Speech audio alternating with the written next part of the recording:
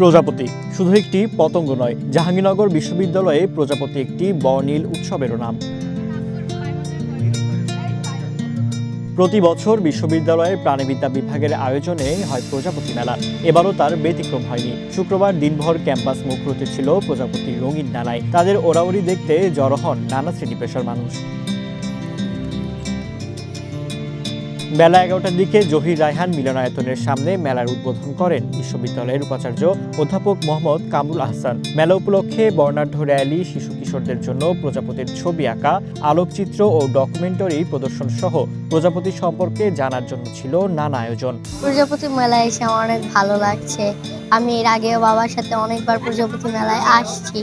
এটা আমার second time. আমি প্রজাপতি মেলায় আইসা অনেক প্রজাপতি দেখছি, লাল, নীল, হলুদ, সবুজ, অনেক রঙেরই প্রজাপতি আছে এখানে। আমি প্রজাপতি মেলায় এসেছি, আমি আমার আম্মুর সাথে এসেছি।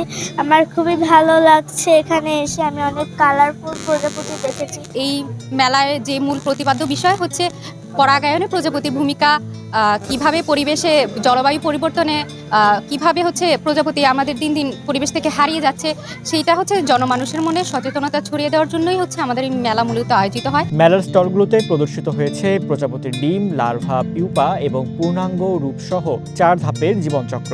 জানি যে দিন দিন প্রজাপতির সংখ্যা কিন্তু কমতেছে। বিভিন্ন জায়গায় যে অপরিকল্পিত উন্নয়ন ঘটছে, নগরায়ন ঘটছে, এর ফলে প্রজাপতির বাসস্থান কমছে এবং দিন দিন প্রজাপতির সংখ্যা কিন্তু আমাদের প্রকৃতি থেকে বিদায় দিচ্ছে। আয়োজকরা বলছেন, নগরায়ন, কীটনাশকের অতিরিক্ত ব্যবহার ও আবাসস্থল ধ্বংস হওয়ায় প্রজাপতির সংখ্যা কমেছে। প্রজাপতির মূল যে উদ্দেশ্য এই মেলাটি করার জন্য, সেটা হচ্ছে প্রজাপতির ভূমিকাটা কি।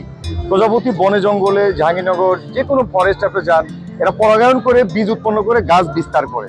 তো বনাঞ্চল থাকলে আমরা ভালো পরিবেশ পাবো, আমরা অক্সিজেন পাবো, ক্লাইমেট চেঞ্জ, এই যে প্রাকৃতিক দুর্যোগ যেগুলো আছে সেগুলো আমরা মোকাবেলা করতে পারবো।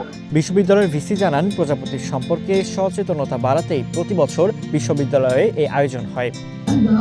আমরা এই মেলার মাধ্যমে স্মরণ করে দিতে চাই যে মানুষ একা বেঁচে থাকতে পারবে না। বাঁচার জন্য অন্যান্য প্রজাতি এবং প্রাণহীন জড়জগৎ যেটা আছে তার প্রতিও মানুষকে দায়িত্ব পালন করতে হবে, তবেই তারা ভালো থাকবে। আশা করি আমাদের এই মেলার মাধ্যমে মানুষের মধ্যে এই সচেতনতা তৈরি হবে। এবার প্রকৃতি সংরক্ষণে সার্বিক অবদানের জন্য বাটারফ্লাই অ্যাওয়ার্ড 2025 পেয়েছেন বিশিষ্ট বন্যপ্রাণী বিশেষজ্ঞ, প্রকৃতিবিদ ও বিজ্ঞানী ডক্টর মোহাম্মদ আলী রেজা খান। গবেষণায় বাটারফ্লাই ইয়াং ইনথুসিয়াস্ট অ্যাওয়ার্ড পেয়েছেন শিক্ষার্থী শাহরিয়া রাব্বি তন্ময় ও নূরে আফসারি। ফারদিন নীরব, ওয়ান ন্যাশনাল ডেস্ক।